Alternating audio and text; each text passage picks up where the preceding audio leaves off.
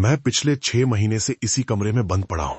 बाहर निकलने की कोशिश की थी लेकिन हिम्मत ही नहीं हुई। वजह सिर्फ मेरी कमजोर टांगे नहीं थी, उससे कहीं ज्यादा गहरी बात थी। मैंने बहुत कोशिश की लेकिन कुछ भी काम नहीं आया। इस सब के पीछे जिम्मेदार थे वो अवेकन हुए लोग।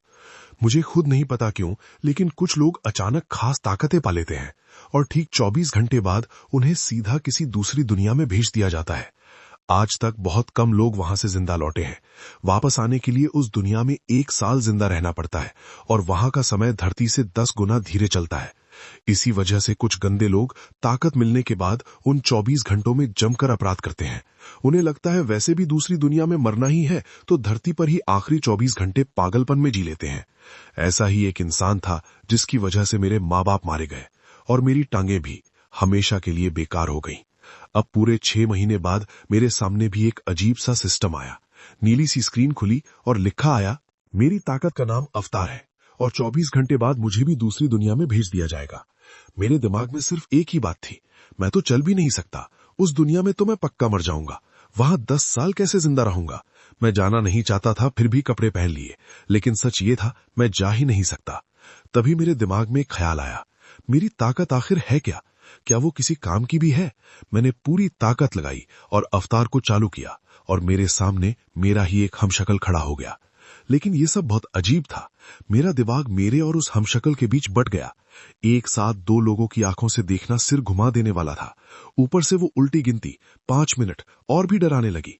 मैंने अपने हमशक्ल को देखा और मेरे दिमाग में एक खतरनाक सोच आई, ये भी तो मैं ही हूं, तो अगर इसे ही दूसरी दुनिया भेज दिया जाए? सही गलत सोचे बिना मैंने उसे उस दरवाजे में धक्का दे दिया और हैरानी की बात, वो सच में चला गया। जब वो दूसरी दुनिया में था, मैं उसकी आंखों कानों से सब महसूस कर पा रहा था। सब कुछ बहुत उलझा हुआ लग रहा था, जैसे मैं एक साथ 2 जगह मौजूद हूं। मैं खुद को संभाल नहीं पाया, सिर दर्द से फटने लगा। डर के मारे मैंने उसे तुरंत वापस बुला लिया। अचानक सब कुछ शांत हो गया। मैं बाथरूम भागा और जो भी था सब बाहर निकाल दिया। मैं बच गया था, मैं उस दुनिया से निकल आया था। ये बहुत बड़ी बात थी। फिर मैंने दोबारा अपना अवतार बुलाया। वो फिर सामने खड़ा था। मानना पड़ेगा, दिखने में मैं ठीक ठाक हूं, लेकिन इस ताकत का फायदा क्या जब मैं 2 शरीर संभाल ही नहीं सकता। तभी एक और संदेश आया और मैं पूरी तरह सन्न रह गया। सिस्टम ने बताया, मैंने बिना किसी मदद के अकेले धरती पर वापस आने का काम पूरा कर लिया है। मुझे एक नई उपलब्धि मिली है। अब मैं रोज एक बार दूसरी दुनिया आ जा सकता हूं। और इतना ही नहीं, मैं वो इंसान बन चुका था जो सबसे कम समय में वापस लौटा। अब मेरे पास लगभग 20 लाख कर्मा थे। सिस्टम ने बताया, अगर मैं वहां अच्छा बनकर मशहूर होता हूं तब भी कर्मा मिलेगा, और अगर मैं खतरनाक बनता हूं तब भी। मेरे दिमाग में बस एक सवाल था, क्या मैंने नियम तोड़े थे? मेरा हमशक्ल मरा या बस गायब हुआ? लेकिन सच कहूं, मुझे फर्क नहीं पड़ा। मैंने कर्मा की दुकान खोलने का फैसला किया। एक ताकत दिखी, कीमत सिर्फ 10,000 अंक। मेरे लिए तो ये कुछ भी नहीं था। जो ताकत मिली उसका नाम था रिकवरी। जैसे ही मैंने उसे चालू किया, मेरे शरीर के निचले हिस्से में अजीब सा एहसास हुआ। मेरी बेकार पड़ी टांगे, दर्द हुआ, झंझनाहट हुई और धीरे धीरे वो ठीक होने लगी। जिस वजह से मैं 6 महीने से खुद को बंद किए बैठा था, वो खत्म हो रही थी। सिर्फ ठीक ही नहीं हुई, बल्कि पहले से ज्यादा मजबूत बन गई। खुशी में मैं खुद को रोक नहीं पाया। दुकान में और भी बहुत कुछ था। मैंने अपनी अवतार ताकत को और आगे बढ़ा दिया। अब मेरा हमशक्ल और भी बेहतर लग रहा था। और सबसे बड़ी बात, अब मेरा दिमाग नहीं बटता। अब वो सच में एक अलग शरीर है जिसे मैं साफ साफ आदेश दे सकता हूं। एक और अच्छी बात यह थी कि मुझे क्लोन का दर्द महसूस ही नहीं होता। तभी मेरे दिमाग में आया, मुझे एक मेट चाहिए। मैंने कहा, क्लोन, अब तेरा काम तय है। और तभी एक और चौंकाने वाली बात हुई। अब मैं 2 क्लोन बना सकता था। अब सवाल था, नाम क्या रखूं? हर बार क्लोन क्लोन बोलना अजीब लगता है। नाम रखने में मैं वैसे भी खराब हूं और मुझे केचप पसंद है।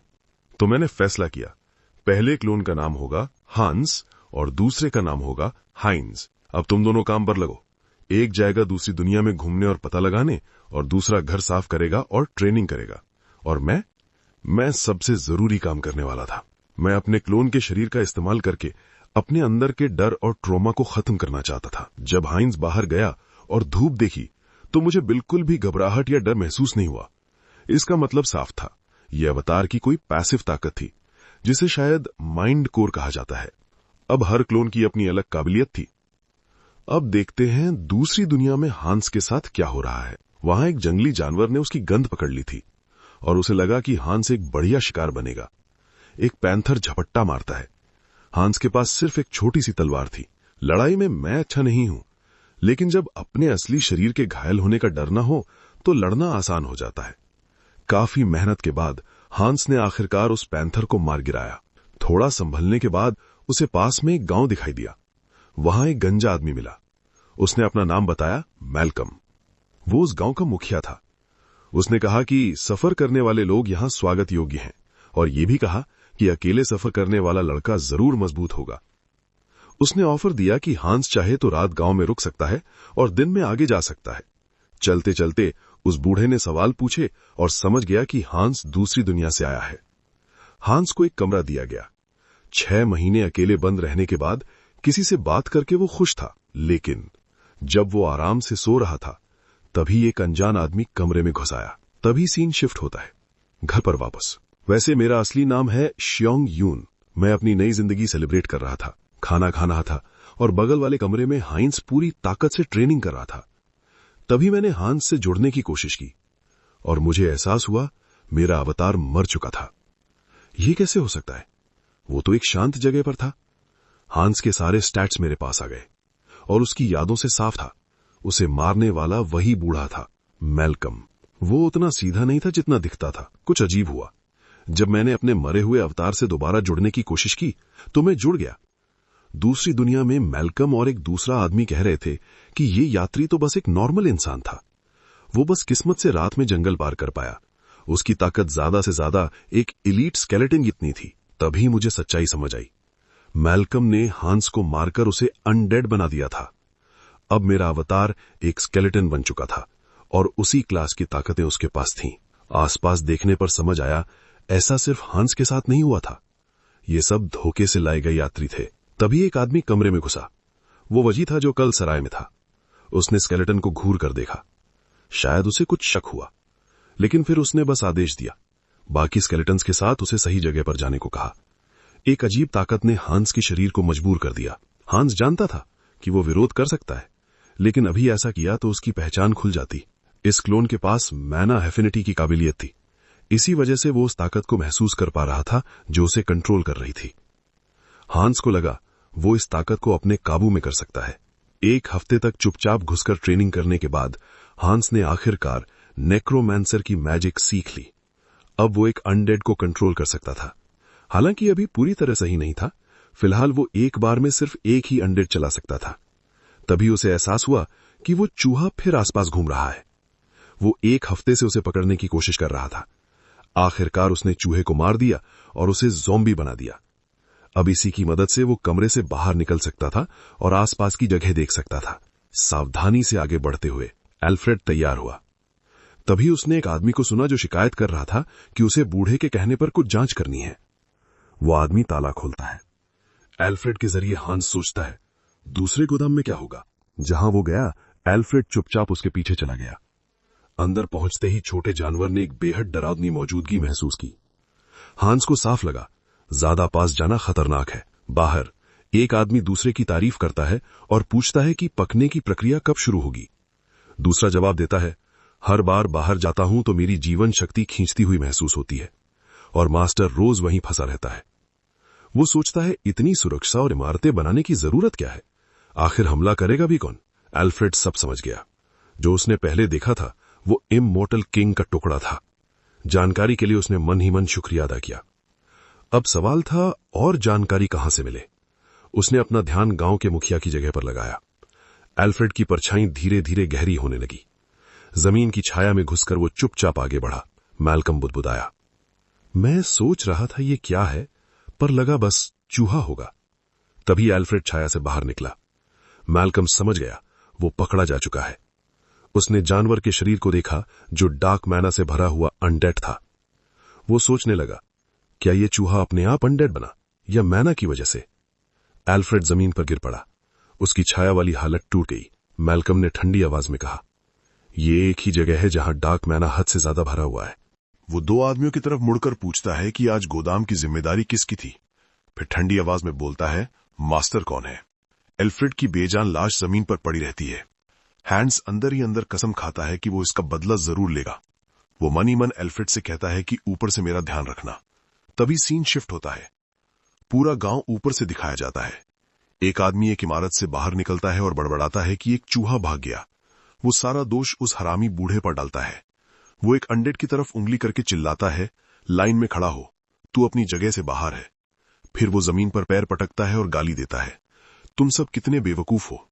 गुस्से में वो दूसरे अनडेड के मुंह पर घूंसा मार देता है और फिर चिल्लाता है, लाइन में खड़ा हो। लेकिन तभी वो रुक जाता है। जिस अनडेड को उसने मारा था उसकी रिएक्शन कुछ अलग थी। वो झुककर उसका सिर पकड़ लेता है और बोलता है, अरे ये क्या है। अब वो पहचान जाता है, ये वही घमंडी बूढ़ा है जिसने बगावत की थी। वो हंसते हुए याद दिलाता है कि कैसे उसने इसके परिवार को धमकाया था। फिर चिल्लाता है, बोल के दिखा। अचानक उसे याद आता है, अरे हाँ, मैंने तो इसकी जीभ ही काट दी थी। वो बोर्ड होकर उस अनडेड का सिर जमीन पर फेंक देता है। फिर उसे याद आता है कि गांव वालों का शिकार करना कितना मजेदार था। जमीन पर पड़ा अनडेड अपना मुंह खोलता है। वो आदमी हंसते हुए बोलता है, खुश रह, अब तू अपनी बीवी के साथ है। वो अनडेड की लाइन की तरफ इशारा करता है, लेकिन तभी वो बूढ़ा अनडेड अचानक उसे पकड़ लेता है। वो आदमी अब भी परिवार और छोटे बच्चों की बातें कर रहा होता है। अचानक अनडेड उसके हाथ में जोर से काट लेता है। आदमी घबरा जाता है, ये क्या कर रहा है तू। वो चिल्लाकर हुक्म देता है, रुक जा। हरामी चीज कहकर वो हाथ से हमला करने ही वाला होता है, तभी पीछे से एक और अनडेड आकर उसका मुंह ढक लेता है। वो छटपटाने लगता है, खुद को छुड़ाने की कोशिश करता है और बूढ़ा अनडेड उसका हाथ और जोर से काट लेता है। भीड़ के बीच से हैंस ये सब देख रहा होता है। वो ऊपर देखता है और यहीं से शुरू होता है शिकार का बदला। तभी सीन शिफ्ट होता है। गेट के पास हाइंस गार्ड से जिद कर रहा होता है। वो कहता है कि उसका छोटा भाई इसी गांव में है और काफी समय से बाहर नहीं गया। एक गार्ड उसे रोकता है, लेकिन हाइंस साफ बोलता है, मुझे गांव के मुखिया से बात करनी है। तभी पीछे से एक आवाज आती है, ये सब हंगामा क्या है। एक आदमी आगे आता है और खुद को मैल्कम बताता है, वही गांव का मुखिया। गार्ड्स भी हैरान हो जाते हैं। हाइंस नमस्ते करता है। मैल्कम पूछता है कि तुम कौन हो। हाइंस बताता है कि उसे लगता है उसका जुड़वा भाई हैंस यहीं कहीं पास में है। तभी सीन शिफ्ट होता है। हैंस एक पोर्टल पार करता है। दो शरीर होने का फायदा उठाते हुए वो आसानी से एक अंडरग्राउंड चेंबर में घुस जाता है। बाहर हाइंस बूढ़े को उलझाए हुए है और अंदर हैंस उस चीज को पकड़ता है जिसे वो इमॉर्टल किंग का फ्रैगमेंट समझता है। उससे जबरदस्त ताकत निकल रही होती है। हैंस को एहसास होता है कि ये फ्रैगमेंट अनडेड की एनर्जी नहीं खा रहा, बल्कि जो कमी है उसे जोड़ रहा है। वो आसपास के अनडेड को देखता है। यहां सब मजबूत लग रहे थे, उस जगह जैसे नहीं जहां वो पहले था, जो बस बेकार लोगों के लिए थी। वो बड़बड़ाता है, ये खाने में इतनी गंदी चीज क्यों लग रही है। फिर वो फ्रैगमेंट को सीधे अपनी छाती से लगा लेता है। चलो देखते हैं ये खाना कितना बुरा है। अचानक उसके शरीर से भयानक ऊर्जा फट पड़ती है। तभी सीन शिफ्ट होता है। बाहर हाइंस मैल्कम और गार्ड्स को समझाता है कि वो और उसका भाई जुड़वा है। वो अपने सिर की तरफ इशारा करके कहता है, इसी वजह से उन्हें हमेशा पता रहता है दूसरा कहां है। मैल्कम को यह बात मानना मुश्किल लगता है। तभी अचानक मैल्कम डर जाता है। वो चिल्लाता है, फ्रैगमेंट में कुछ गड़बड़ है, और अगले ही पल हुक्म देता है, इस बेवकूफ को मार दो। काली ऊर्जा आगे बढ़ती है। दोनों गार्ड्स हाइंस पर हमला करने के लिए दौड़ते हैं और उसे गाली देते हैं, लेकिन एक पल में हाइंस गायब हो जाता है। गार्ड्स इधर उधर देखते रह जाते हैं, कहां चला गया।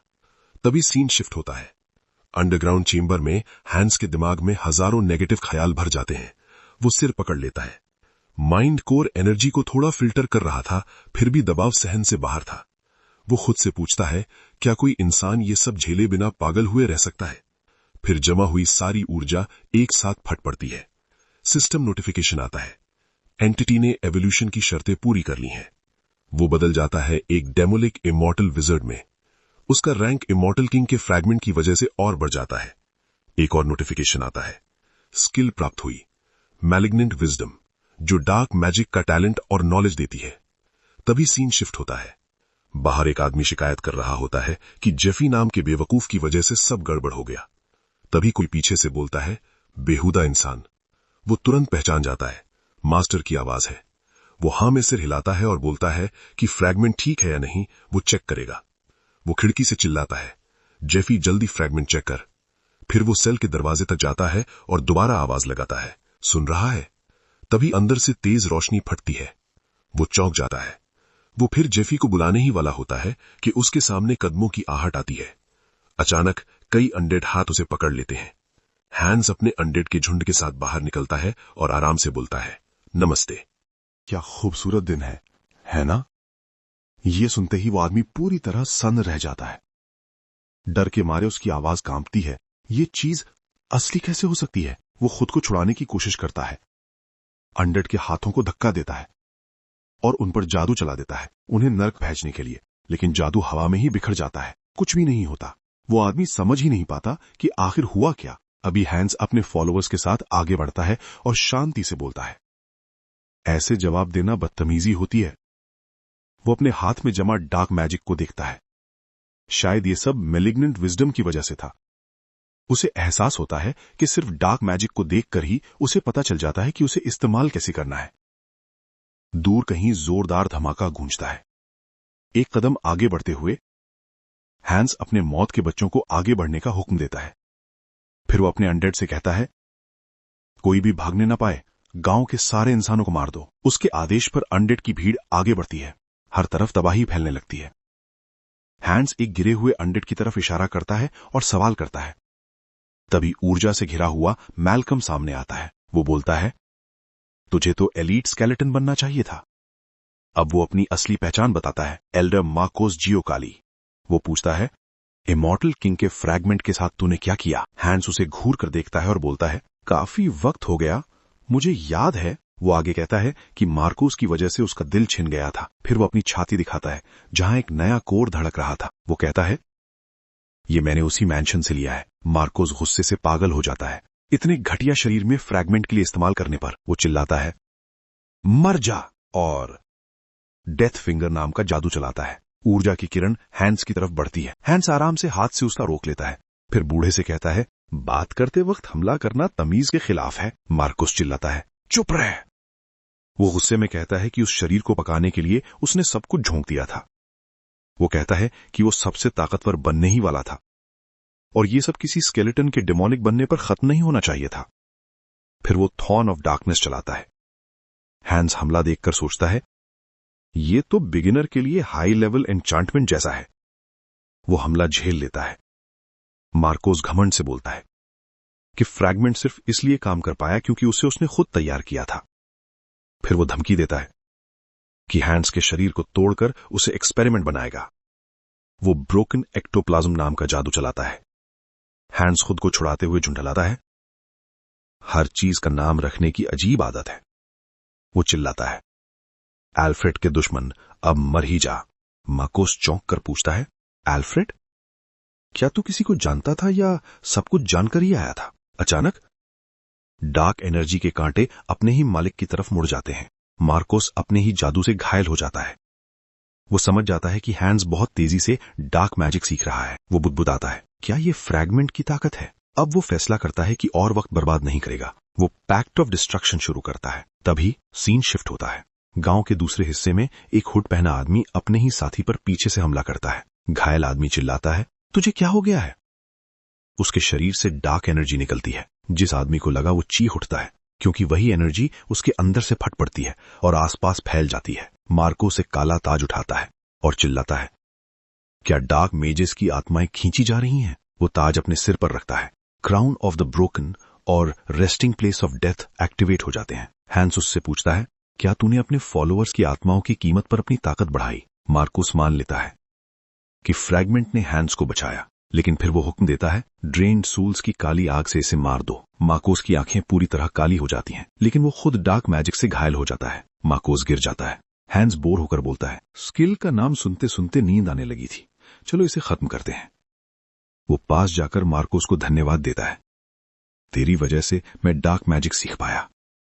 मार्कोस बुदबुदाता है, मैं ऐसे मर जाऊंगा। हैंस उसे मारकर जमीन पर गिरा देता है और उसे बेवकूफ कहता है। लाश को देखते हुए वो पूछता है, एल्फ्रेड देख रहा है ना?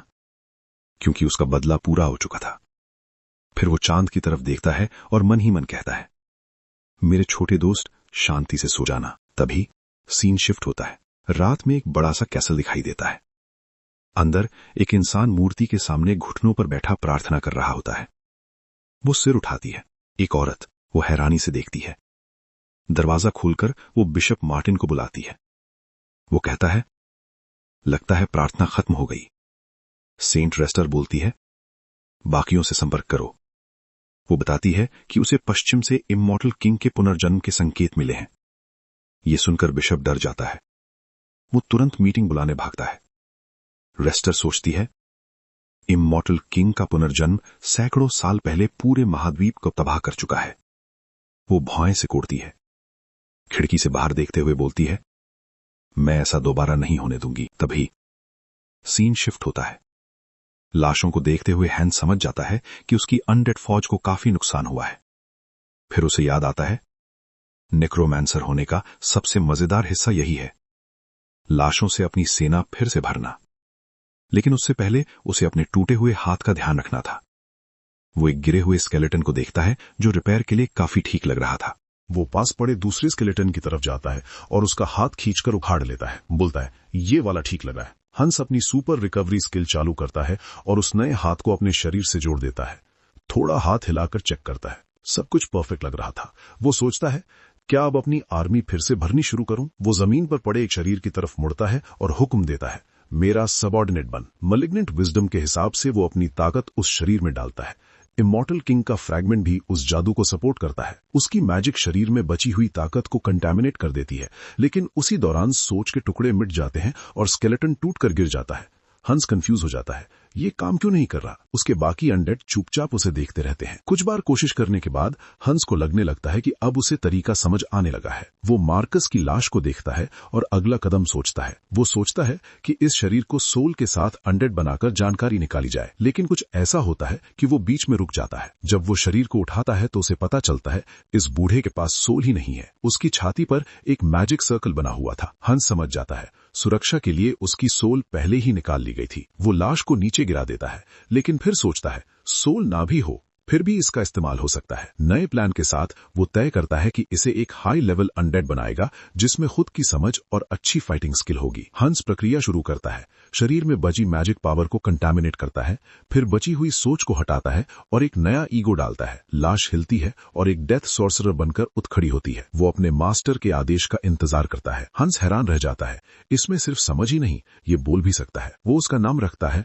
मैल्कम और आदेश देता है, मेरी बात मान। मैल्कम थोड़ी देर चुप रहता है। हंस उसे घूसा मार देता है।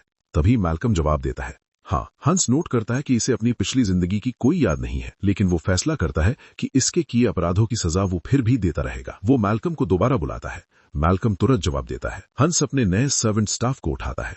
उसे ये काफी कूल लगती है। वो मरे हुए शरीरों के ढेर के सामने खड़ा होकर एक गहरी सांस लेता है। तभी अनडेड के बीच एक ज़ॉम्बी का चेहरा अलग दिखता है। हंस उसके पास जाता है और पहचान लेता है, ये वही लड़का है जिसने जेफी को मारा था। वो उसके सिर पर हाथ रखता है। जलते हुए गांव की तरफ देखते हुए वो सबको एक अंत देता है। अपने अपार्टमेंट में हान सियोंग ह्योन उस यंग ज़ॉम्बी और उसके परिवार के लिए शांति की कामना करता है। खाना खत्म करके वो अपना मोबाइल उठाता है और यूं ही देखने लगता है। अवतार जो खजाना लाया था उसे देखकर वो सोचता है, आजकल सोने का दाम क्या चल रहा होगा। वो अपनी टोटल कमाई देखने ही वाला होता है। तभी अचानक हंस अवतार उसके सामने आ जाता है। वो चौंक जाता है। स्केलेटन जैसे मैल फंक्शन कर रहा हो, कुछ बोलने की कोशिश करता है। हंस घबरा कर चिल्लाता है, सिस्टम, अवतार कैंसिल कर। अपने कमरे की सुरक्षा में लौटकर वो राहत की सांस लेता है। उसे लगता है, थोड़ा सा और होता तो मैं मर ही जाता। वो सोचता है और फैसला करता है कि सबसे पहले अपनी यूनिक स्किल को इम्प्रूव करना होगा। वो कर्मा शॉप खोलता है। देखता है कि उसके पास उम्मीद से ज्यादा पॉइंट्स हैं। वो स्किल अपग्रेड का ऑप्शन चुनता है। सिस्टम नोटिफिकेशन आता है कि स्किल के बढ़ने से उसकी मेंटल स्ट्रेंथ अब नॉर्मल से ऊपर हो चुकी है। उसे एक नई स्किल मिलती है, ट्रैंक्विलिटी। ये स्किल दिमाग को बाहरी हमलों और झटकों से बचाती है। हान सियोंग ह्योन सोने की सिलियां बैग में डालने लगता है। हंस की मौजूदगी में उसे अच्छा महसूस होता है। वो समझ जाता है कि नई स्किल मेन बॉडी पर भी लागू हो रही है। उसे अजीब लगता है, हर बार उसे वही स्किल मिलती है जिसकी उसे जरूरत होती है। अब वो तय करता है, सोना बेचने का टाइम आ गया है। बैंक में जाकर वो सारी गोल्ड जमा करने को कहता है। एम्प्लॉइज हैरान रह जाते हैं। हान सियोंग ह्योन बैंक से निकलते वक्त थैंक्स बोलता है और गुड वर्क कहते हुए चला जाता है। वो बताता है कि इमरजेंसी के लिए उसने हंस को ब्लैक मैजिक से अपनी शैडो में छिपा रखा था। उसने स्केलेटन को मास्क भी पहना दिया था ताकि जरूरत पड़े तो समन कर सके। वो सोचता है, शायद मैं बेकार ही इतना डर रहा था। लेकिन तभी उसके पीछे एक बहुत बड़ा क्रीचर दुकान का शीशा तोड़ देता है। वो क्रीचर और उसका मास्क्ड आदमी खुशी से चिल्लाते हैं, मेगा जैकपॉट लग गया। बीस्ट आदमी बोलता है, इतना सोना वहां कैसे था, लेकिन उसका साथी उसे भागने को कहता है। वो आदमी क्रीचर की पीठ पर चढ़ जाता है और दोनों वहां से भाग जाते हैं। हान स्योंग ह्योन उनके रास्ते में आकर खड़ा हो जाता है। वो चिल्लाता है, ये विलन्स हैं, कोई रिपोर्ट करो। ये वही विलन्स हैं जो अवेकेंड पावर्स से क्राइम करते हैं। हान स्योंग ह्यून जानता था कि ऐसे लोगों से आम लोगों को बचाने के लिए गार्डियंस होते हैं, लेकिन उससे पहले ही बीस्टमैन सीधे उसके चेहरे पर घूसा मार देता है। जमीन पर गिरकर हान स्योंग ह्यून अपना चेहरा ढक लेता है और तभी वो चोर वहां से भाग निकलते हैं। वो वहीं पड़ा रहता है, कुछ भी करने की हालत में नहीं। उधर मास्क्ड आदमी खुश होकर बोलता है भी प्लान बिल्कुल सही चल रहा है। गार्डियंस आने से पहले उनके पास अभी टाइम है, बस अब उन्हें पोर्टल ढूंढनी है। तभी बीस्टमैन सामने जमीन पर गिरी हुई पोर्टल को देख लेता है। उसे देखते ही वो चिल्लाता है और घुटनों के बल बैठकर उसे उठाने की कोशिश करता है, लेकिन लड़की पीछे किसी चीज की तरफ इशारा करती है। दोनों पलट कर देखते हैं। सामने हांस खड़ा था। बीस्टमैन हंसकर बोलता है, ये कोई गार्डियन नहीं है। वो हमला करने के लिए हाथ उठाता है। हांस अपनी जगह पर डटा रहता है क्योंकि हान स्योंग ह्यून खुद कुछ नहीं कर सकता, लेकिन हांस कर सकता है। जमीन से साया उभरता है और हांस विलन के पैरों को जकड़ लेता है। लड़ाई शुरू होने ही वाली होती है, तभी दूर से लोगों का एक ग्रुप दौड़ता हुआ आता है। एसोसिएशन गार्ड चिल्लाते हैं कि उनका शिकार भाग नहीं सकता। तभी सीन शिफ्ट होता है। एक टीम वेयरहाउस में पहुंचती है और देखती है कि कई लोग बेहोश पड़े हैं। उनमें से एक जमीन पर पड़े बीस्टमैन को देखकर बोलता है, लगता है किसी ने विलन से लड़ाई की और फिर गायब हो गया। दूसरा कहता है, ये टकराव अभी अभी हुआ है, जो भी था आसपास ही होगा। टीम लीडर सबको आसपास चेक करने का आदेश देता है। उसी जगह एक साया फर्श पर तेजी से सरकता है। वो हान स्योंग ह्यून के पैरों के नीचे से निकलता है जहां वो छिपा हुआ था।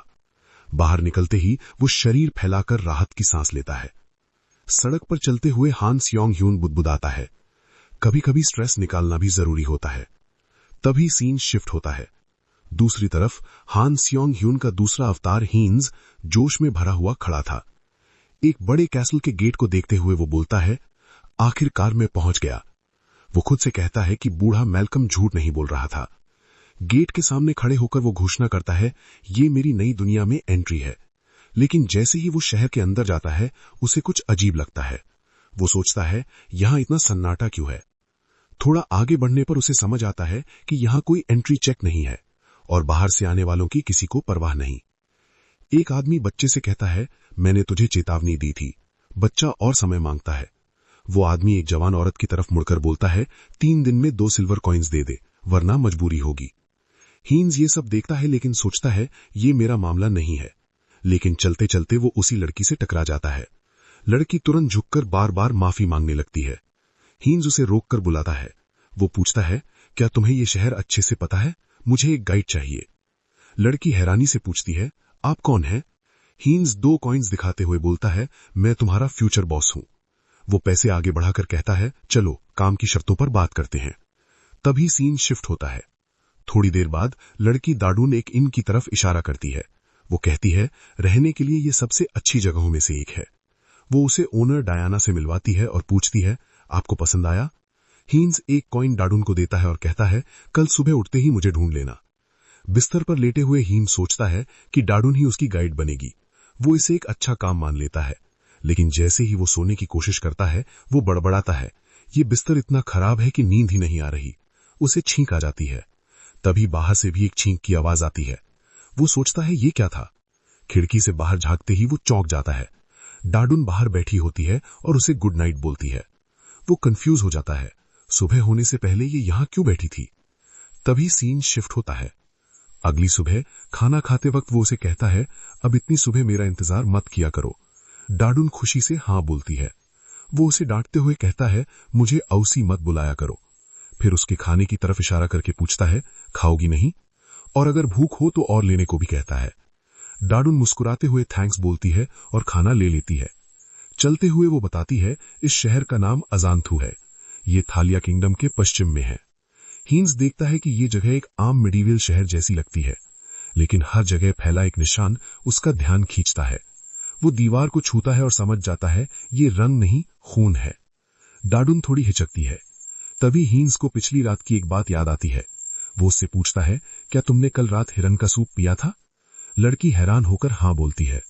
वो मुस्कुराकर कहती है, मेरी सूंघने की शक्ति बहुत तेज है। हीन्स बात बदलते हुए उस निशान के बारे में पूछता है।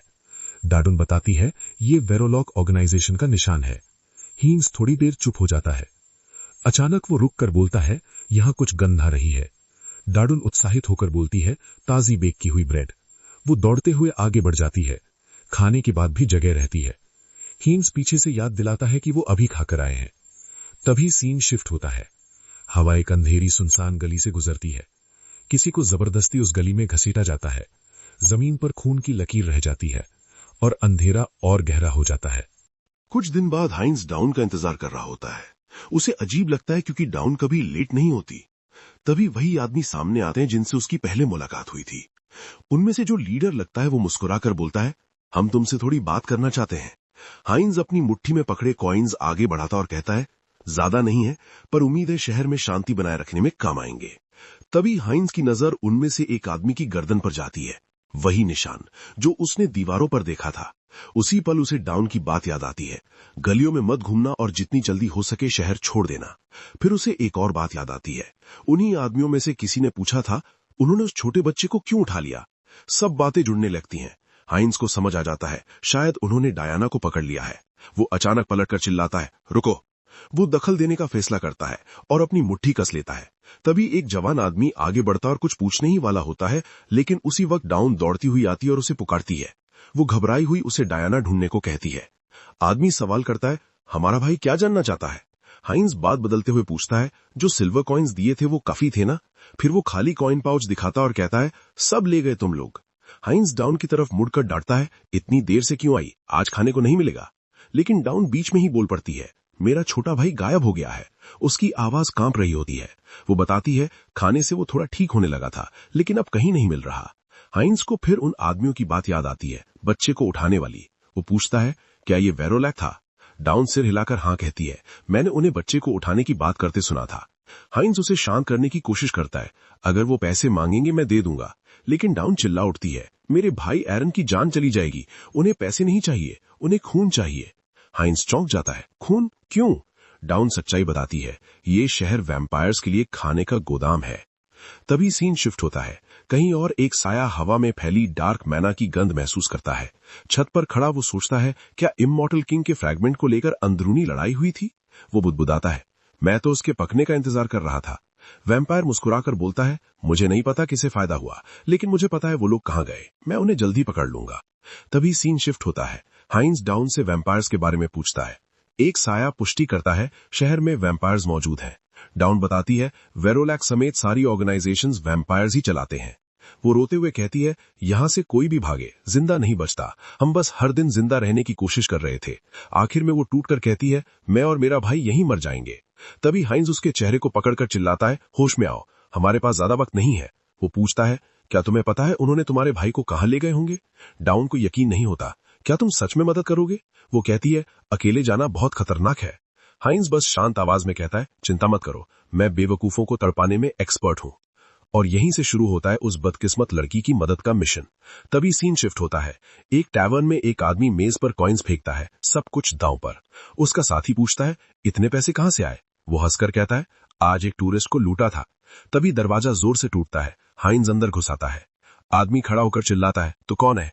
दूसरा उसे पहचान लेता है, अरे ये तो वही टूरिस्ट है, लगता है कुछ और पैसे दान करने आया है।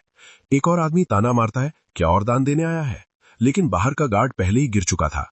हाइंस उसे पकड़कर पूछता है, तुम लोग उस बच्चे को कहां ले गए जिसकी बात कर रहे थे। आदमी अकड़कर बोलता है, तुझे पता भी है तो किससे बात कर रहा है। वो पूरा भी नहीं बोल पाता। हाइंस एक घूसा मारता है, मुझे अच्छे से पता है जो लोग लालच में दूसरों के परिवार से खेलते हैं वो किस तरह का कचरा होते हैं। फिर बस एक शब्द बोलता है, कचरा। एक ही घूसे में वो आदमी गिर जाता है। हाइंस चेतावनी देता है, अब सिर्फ 2 बचे हैं। बाकी दोनों हमले के लिए आगे बढ़ते हैं। एक के हाथ में चाकू है। हाइंस भी आगे बढ़ता है, उसे पूरा भरोसा है वो जीत सकता है। दोनों एक साथ हमला करते हैं। एक आदमी चाकू उसके पेट में घुसा देता है, लेकिन वो हैरान रह जाता है, चाकू अंदर ही नहीं जाता। हाइंस मौके का फायदा उठाकर उसके चेहरे पर घुसा मारता है। वो बताता है, मैंने नाइफ प्रूफ वेस्ट पहना है।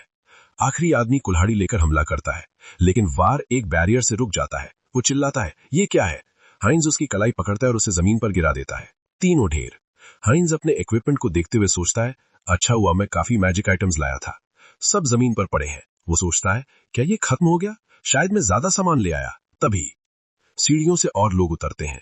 वो गड़बड़ी देखकर सवाल करते हैं और उसी पल हाइंज समझ जाता है, उसने जल्दी बोल दिया था। चारों तरफ गिरे हुए लोग पड़े हैं।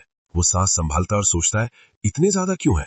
वो अपने कंधे में धंसे हथियार को निकालता और बुदबुदाता है, लड़ाई में गिनती ही भूल गया।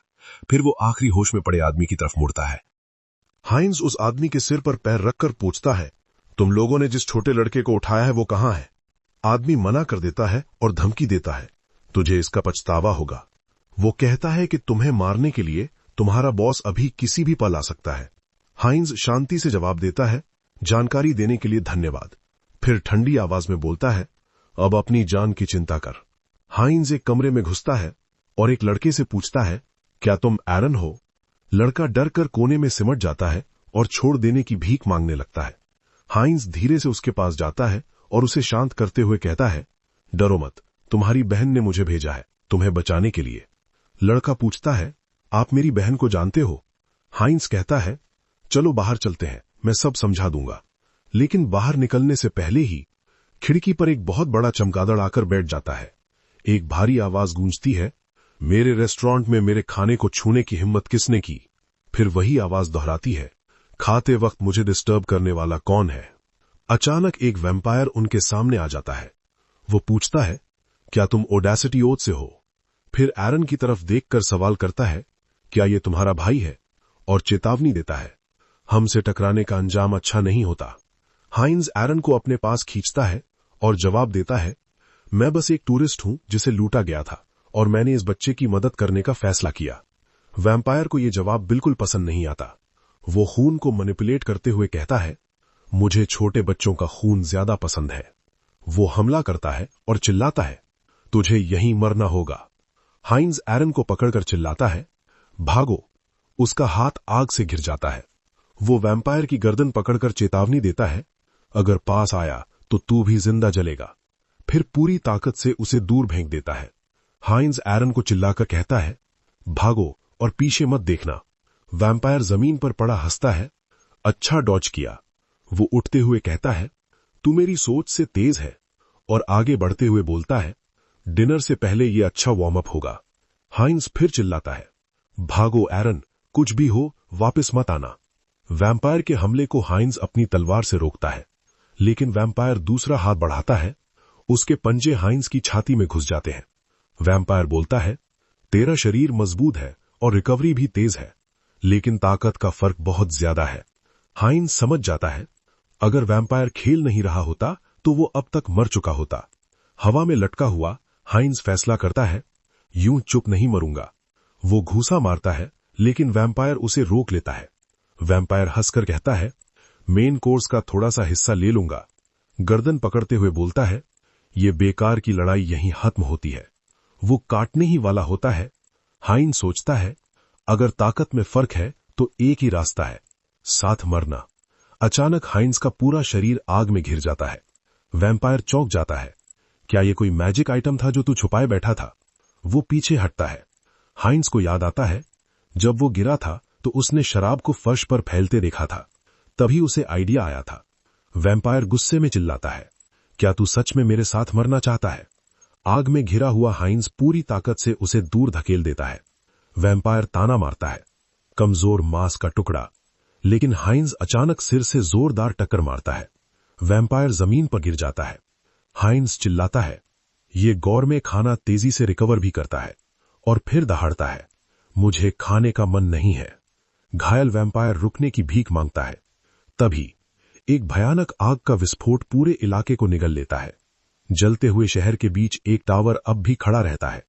मलबे में पड़ा हुआ हाइंज बुदबुदाता है, काफी शानदार नजारा है। वो सोचता है, ऐसी हालत में भी जिंदा रहना शायद प्रॉब्लम बन सकता है। उसका शरीर टूट रहा होता है, फिर भी वो हालात स्वीकार कर लेता है। हाइंज मान लेता है, उसका मिशन पूरा हो चुका है। दूर डायाना अपने भाई को गले लगाए होती है। लड़का आग की तरफ देखकर चिल्लाता है। तभी सीन शिफ्ट होता है। कुछ समय बाद डायाना काम कर रही होती है। एक कस्टमर आकर बोलता है, पैसे मेज पर रख दिए हैं। वो थैंक्स बोलती है। तभी एक जवान आदमी पूछता है, क्या मैं भी लाइन में आ सकता हूं? डायाना मुस्कुराकर उसे बैठने को कहती है, लेकिन गौर से देखने पर वो उसे पहचान लेती है। वो दौड़कर हाइंस को गले लगा लेती है, राहत की सांस लेते हुए। हाइंस उसे तसल्ली देता है, क्या मैं इतना बेवकूफ लगता हूं कि ऐसे जाल में फंस जाऊं? लेकिन सच ये था, इस बार एवेटार सच में मर चुका था। हैन सॉन्ग ह्यन जानता था उसे दोबारा समन करने में 1 हफ्ता लगेगा, और तब तक डायना को चिंता होती रहेगी। ये सोचते हुए कि अब क्या किया जाए, वो सोचता है कि क्या उसे इस मौके पर एक नया अवतार कंट्रोल करना चाहिए। फिर वो फैसला करता है, अब से इसका नाम होगा हाइंस 2। पहले से बनाए गए अवतार का इस्तेमाल करके वो उसी जगह पहुंचता है। उसके दिमाग में सवाल आता है, क्या डायना समझ पाएगी कि ये कोई और है? लेकिन डायना को पूरा यकीन था, क्योंकि सोल की एसेंस पहले जैसी ही थी। वो उसे चेतावनी देती है, अब तुम वहां वापस मत जाना, वैम्पायर्स तुम्हें ढूंढ रहे होंगे। हाइंस उसे भरोसा दिलाता है, जो करना था वो मैं कर चुका हूं। आखिरकार मेरे साथ इमॉर्टल किंग के हाथ है, तो वैम्पायर्स कोई बड़ी बात नहीं। तभी सीन शिफ्ट होता है। अपने कमरे में वापस आकर हाइंस को पता चलता है कि इंटरडायमेंशनल ट्रांसमिशन के लिए उसे 10 दिन इंतजार करना पड़ेगा। उसे एहसास होता है ये सोचे से कहीं ज्यादा लंबा है। अचानक जो वैम्पायर शहर पर नजर रखे हुए था वो सामने आ जाता है और उसकी गर्दन पकड़ लेता है। वो गुस्से में बोलता है, वो तू ही था, है ना? वो बताता है कि वहां मिले निशान सीधे जंगल तक जाते हैं। हाइंस समझ जाता है वैम्पायर्स उसे पहचान चुके हैं। वैम्पायर सवाल करता है, क्या वो वैम्पायर जिसे मारा गया उसके इलाके में कोई टूरिस्ट घूम रहा था? हाइंस पलटकर हमला करना चाहता है, लेकिन उसके शरीर में ताकत ही नहीं बची। उसे समझ आ जाता है ये भी एक मॉन्स्टर है। वैम्पायर उसे पकड़े हुए बोलता है, मुझे ना डार्क मैजिक की ऑरा महसूस हो रही है, ना तुम्हारे खून में मेरे जैसे किसी की गंध। हाइंस घबरा कर बोलता है, तुम क्या कह रहे हो? मुझे कुछ नहीं पता, मैं तो सो रहा था। वैम्पायर ठंडी आवाज में पूछता है, क्या तुम सच में हालात नहीं समझ रहे? वो उसकी गर्दन में दांत गड़ा देता है। खून चखते ही वैम्पायर चेतावनी देता है, अब मैं धीरे धीरे बोलूंगा। हाइंस अपनी गर्दन छूता है और समझ जाता है अब वो झूठ नहीं बोल सकता। उसका शरीर बदलने लगता है और उसकी रेस वैम्पायर में बदल जाती है। वैम्पायर पास आकर वही सवाल दोहराता है। उसी वक्त उसे लेसर ब्लड लाइन एबिलिटी मिल जाती है। वैम्पायर पूछता है, क्या तू सच में ओथ ऑफ डेयरिंग से जुड़ा नहीं है? वो जबरदस्त दबाव डालता है। हाइंस का खून उसे सुपीरियर वैम्पायर के आगे झुकने पर मजबूर करता है, लेकिन हाइंस जवाब देता है, मैं बस एक साधारण ट्रैवलर हूं। तभी उसे एहसास होता है कि वो उस दबाव को नजरअंदाज कर सकता है। उसका माइंड कोर खून में छिपी आज्ञा मानने की प्रवृत्ति को छान देता है। वैम्पायर सोच में पड़ जाता है, क्या मैंने गलत समझ लिया? वो उसे साथ चलने को कहता है, हमें कुछ काम है। हाइंस फैसला करता है वो उसके साथ जाएगा ताकि ज्यादा जानकारी मिल सके। तभी सीन शिफ्ट होता है। दोनों पहुंचते हैं अजांथू में स्थित वारोस्लैक क्लैन के हेडक्वार्टर्स। अंदर घुसते ही बाकी वैम्पायर्स लॉर्ड वैम्पायर का स्वागत करते हैं। 2 वैम्पायर्स हाइंस को देखकर फुसफुसाते हैं, लॉर्ड ने इतने कमजोर साइड को क्यों स्वीकार किया? अचानक एक फीमेल वैम्पायर उसे पकड़ लेती है। वो खुश होकर बोलती है, ताजा खून आ गया। वो अपना नाम बताती है, रोजेलिका। वो ड्रिंक ऑफर करते हुए पूछती है, तुम्हारा नाम क्या है? हाइंस जवाब देता है, मेरा नाम हाइंस है। रोजेलिका मुस्कुरा कर कहती है, टेंस मत हो, हम दोनों लेसर ब्लड के हैं। वो जिद करती है कि वो ताजा खून पिए। शक से बचने के लिए हाइंस पीने का फैसला करता है, लेकिन स्वाद लेते ही उसे महसूस होता है कि माइंड कोर होने के बावजूद खून की भूख बहुत तेज है। वो टेस्ट और स्मेल को ब्लॉक कर देता है। एक घूंट लेने के बाद वो बोलता है, काफी स्वादिष्ट है। रोजेलिका फ्लर्ट करती है। हाइंस उससे पूछता है, लेसर ब्लड का मतलब क्या है? वो समझ जाती है उसे वैम्पायर रैंक्स का कुछ पता नहीं। रोजेलिका समझाती है, लेसर ब्लड वाले नाइट्स जैसे होते हैं, प्योर ब्लड वाले जैसे लॉर्ड वैम्पायर नोबिलिटी होते हैं। वो आगे बताती है, क्लैन लीडर्स रॉयल ब्लड वाले राजघराने होते हैं और सेक्रेड ब्लड एक तरह की आस्था है। वो कहती है, हम सब प्रोजेनिटर में विश्वास रखते हैं और उसकी पूरी आज्ञा मानते हैं। तभी सीन शिफ्ट होता है।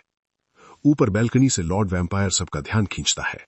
वो घोषणा करता है, जब सब यहां है तो सीधे मुद्दे पर आता हूं। एक प्योर ब्लड वैम्पायर बताता है, ओथ ऑफ डेयरिंग के पास मौजूद इमॉर्टल किंग के फ्रैगमेंट्स गायब हैं। दूसरा प्योर ब्लड जोड़ता है, उन्हें आखिरी बार इस शहर की तरफ आते देखा गया था, फिर वो बिना निशान के गायब हो गए। हाइंस फ्रैगमेंट्स के बारे में पूछता है। रोजेलिका हैरान होकर पूछती है, क्या तुम्हें सच में नहीं पता? वो बताती है कि पास के एक गांव में डार्क सॉर्सरर्स फ्रैगमेंट्स को कल्टीवेट कर रहे थे और वहीं ओथ ऑफ डेयरिंग मौजूद था। तभी लॉर्ड वैम्पायर आदेश देता है, सब अपने अपने इलाके में जाओ, जो भी सस्पेक्टेड लगे तुरंत रिपोर्ट करो। कुछ देर बाद शहर में चलते हुए रोजेलिका झुंझलाकर बोलती है, अगर ऐसे ही धूप में चलती रही तो मेरी स्किन जल जाएगी। हाइंस भी मानता है, सूरज की रोशनी उसे भी कमजोर बना रही है। रोजेलिका उसे जल्दी करने को कहती है, हम यहां रुक नहीं सकते। वो बड़बड़ाती है, फ्रैगमेंट्स को यहां लाना पूरी तरह बेकार साबित हुआ। हाइंस बीच में टोकता है, क्या यहां भी इमॉर्टल किंग के फ्रैगमेंट्स हैं?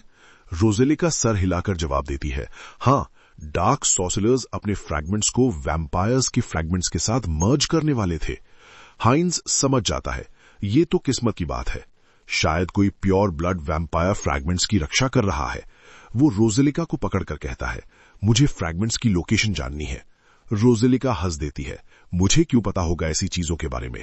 तभी खाते हुए डायना बोलती है, शायद मुझे कुछ पता हो। हाइंस चौंक कर उसकी तरफ देखता है। डायना शांत आवाज में कहती है, मुझे लगता है मुझे इमॉर्टल किंग के फ्रैगमेंट्स की जगह पता है। ये सुनकर हाइंस पूरी तरह सन्न रह जाता है। हान स्योंग हियन पूछता है, क्या तुम्हें सच में पता है? डायना जवाब देती है, हां, लेकिन सब कुछ साफ नहीं है।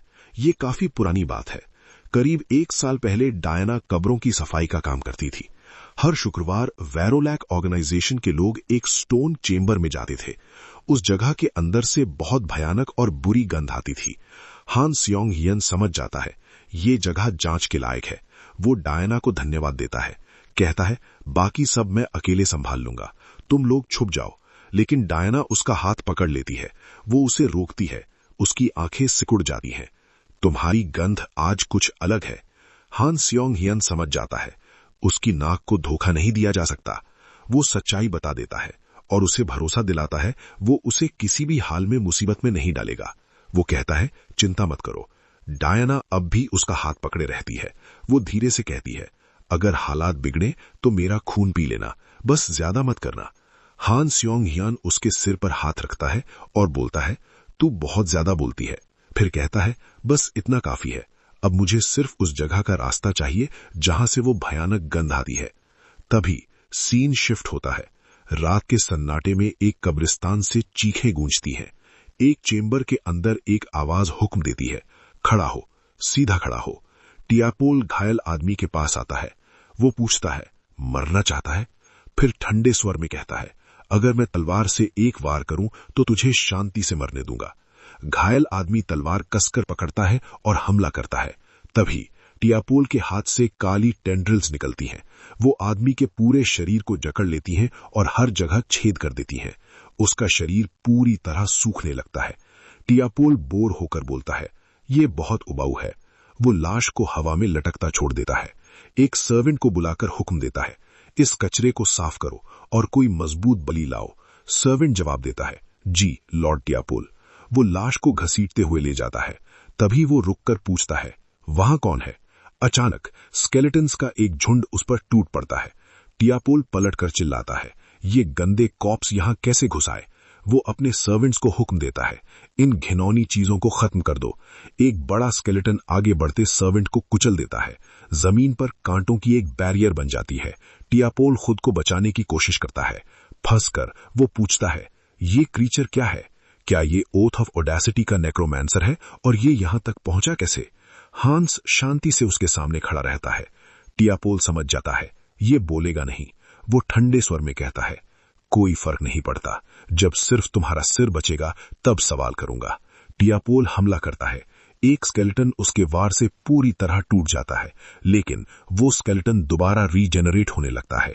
हांस शांति से कहता है, करके देख। जमीन से स्केलेटल हाथ और कांटे निकलते हैं। तभी एक वैम्पायर आता है और चिल्लाता है, लॉर्ड के फॉलोअर्स बाहर हैं, मैं मदद के लिए आया हूं। टियापोल उसे आदेश देता है, मेरी मदद पर ध्यान दो। वो बुदबुदाता है, ये डेमोलिच बहुत ताकतवर है। वो रीइंफोर्समेंट का समय पूछता है। तभी हान स्योंग हियन उस वैम्पायर को काट लेता है। वो हैरान होकर सोचता है, मेरे मुंह में खून क्यों है? टियापोल चिल्लाता है, तू पागल हो गया है? हान स्योंग हियन अपना हाथ टियापोल की तरफ बढ़ाता है। वैम्पायर पहचान जाता है, ये ब्लैक मैजिक है। वो सोचता है, क्या ये दोनों मिले हुए हैं? वो चिल्लाता है, रुक जा। टियापोल गुस्से में दहाड़ता है, अपनी ही जाति का खून पीना एक पाप है। काटा गया वैम्पायर धीरे धीरे मुरझाने लगता है। उसके ऊपर खड़े होकर हान स्योंग हियान बोलता है, ये मुझ पर काम नहीं करता। उसे ब्लड मैजिक मिल जाती है। वो सोचता है, इस एबिलिटी से मुझे बढ़त मिलेगी। हान स्योंग हियान कहता है, मैं बैरियर तोड़ सकता हूं, लेकिन हांस रोक देता है, इसके लिए वक्त नहीं है। हान स्योंग हियान फैसला करता है, तो फिर तोड़ ही देते हैं। वो जोरदार हमला करता है। चेंबर की छत धमाके से टूट जाती है। दोनों ऊपर देखते हैं और एक साथ बोलते हैं, मिल गया। वही था इमॉर्टल किंग का दूसरा फ्रैगमेंट। हांस आगे बढ़ता है और आर्टिफैक्ट उठाने के लिए हाथ बढ़ाता है। छूते ही उसके दिमाग में ख्यालों का भयानक सैलाब आ जाता है। वो समझ जाता है, फिल्टर करने के बाद भी फ्रैगमेंट में असीम नकारात्मक सोच भरी है। तभी सारे क्लोन्स की मेंटल पावर हांस पर फोकस हो जाती है और उस जगह से ऊर्जा का एक विशाल विस्फोट होता है। एक वैम्पायर अपने फॉलोअर्स के साथ वहां पहुंचता है। वो आसमान की तरफ देखकर सोचता है, क्या मैं बहुत देर से आ गया? उसकी नजर आसमान में तैरती एक आकृति पर पड़ती है। वो तुरंत हुक्म देता है, उधर फायर करो। हमले उस उड़ती हुई चीज से टकराते हैं, लेकिन उसी पल हांस फ्रैगमेंट को अपनी छाती में समा लेता है। पीछे से टिया पोल अचानक हमला करता है। वैम्पायर सामने तैरते उस अस्तित्व को देखता है। हांस की रीजनरेशन एबिलिटी इवॉल्व होकर एक स्पेशल एबिलिटी बन जाती है, इमॉर्टैलिटी। साथ ही उसे एक और स्पेशल एबिलिटी मिलती है, फॉरबिडन नॉलेज। उस एंटिटी की जानकारी सामने आती है। वो अब एक आर्च लिच बन चुका था। तभी सीन शिफ्ट होता है। दूर एक नाइट आसमान की तरफ देखकर बोलता है, क्या कहीं आग लगी है? दूसरा जवाब देता है, ये आजंथू सिटी के पास लग रहा है। एक आदमी हवा में उड़ते कण को पकड़ता है और खांसने लगता है। नाइट तुरंत आदेश देता है, घोड़ा मोड़ो, मुझे ये बात तुरंत सेंट को बतानी है। वो गौर करता है, ये साधारण राख नहीं है। तभी सीन शिफ्ट होता है। वैम्पीरो और हांस हेउनसोंग आसमान में तैरती आकृति को देखते हैं। वैम्पायर का चेहरा पीला पड़ जाता है। ये इमॉर्टल किंग के पुनर्जन्म का संकेत है। वैम्पीरो बुदबुदाता है, सिर्फ फ्रैगमेंट से ये लगभग 10 गुना ताकतवर हो गया। फ्रैगमेंट की ताकत से हांस का रैंक बढ़ जाता है। उसकी डार्क मैजिक भयानक रूप से बढ़ जाती है। अब उसमें मैलिग्नेंट विजडम और फॉरबिडन नॉलेज दोनों मौजूद थे। हांस अपने स्टाफ को पकड़ता है। जमीन से काला धुआं उठता है और वैम्पायर्स को चारों तरफ से घेर लेता है।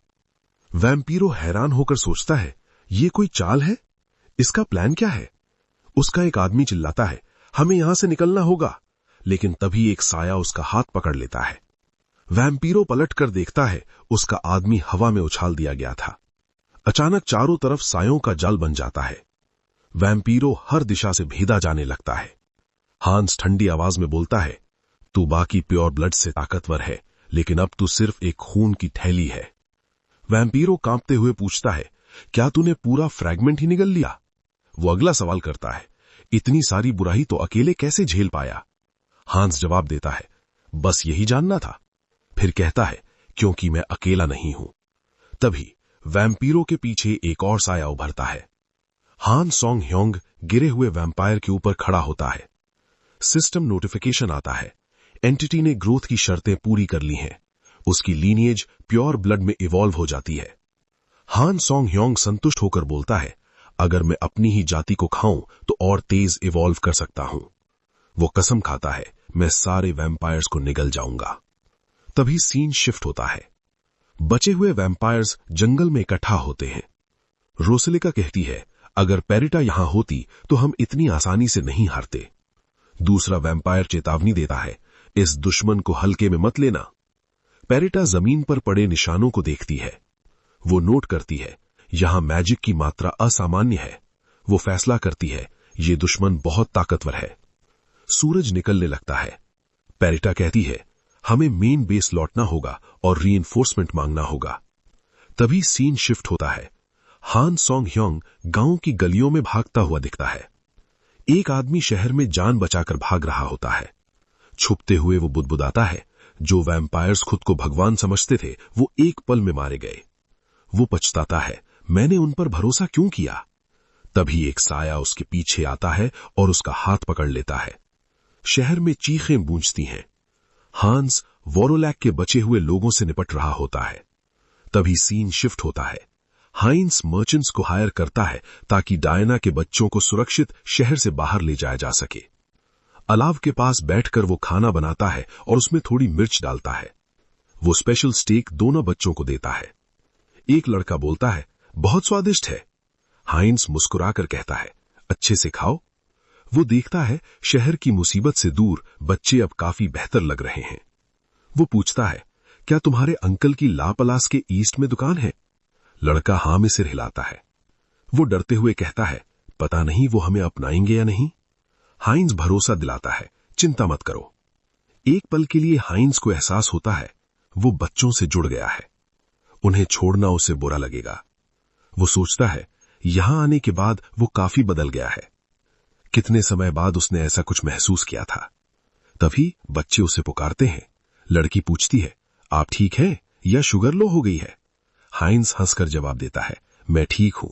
गांव के बाकी वैम्पायर्स को खाकर ही मेरा हिस्सा पूरा हो गया। तभी सीन शिफ्ट होता है। हांस लाशों को अनडेड में बदलता है और एक को जल्दी अंदर जाने का इशारा करता है।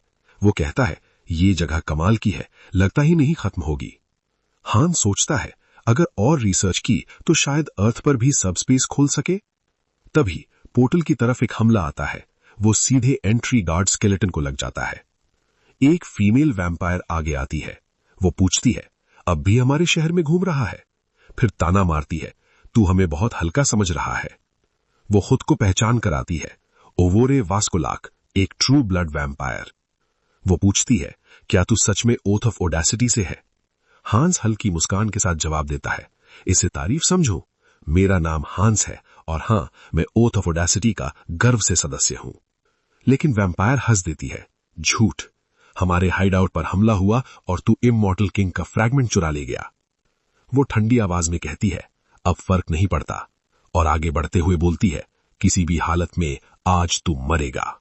इसी के साथ हमारा आज का ये एपिसोड भी खत्म होता है। अब मिलेंगे नेक्स्ट एपिसोड में। तब तक के लिए बाय बाय और टेक केयर।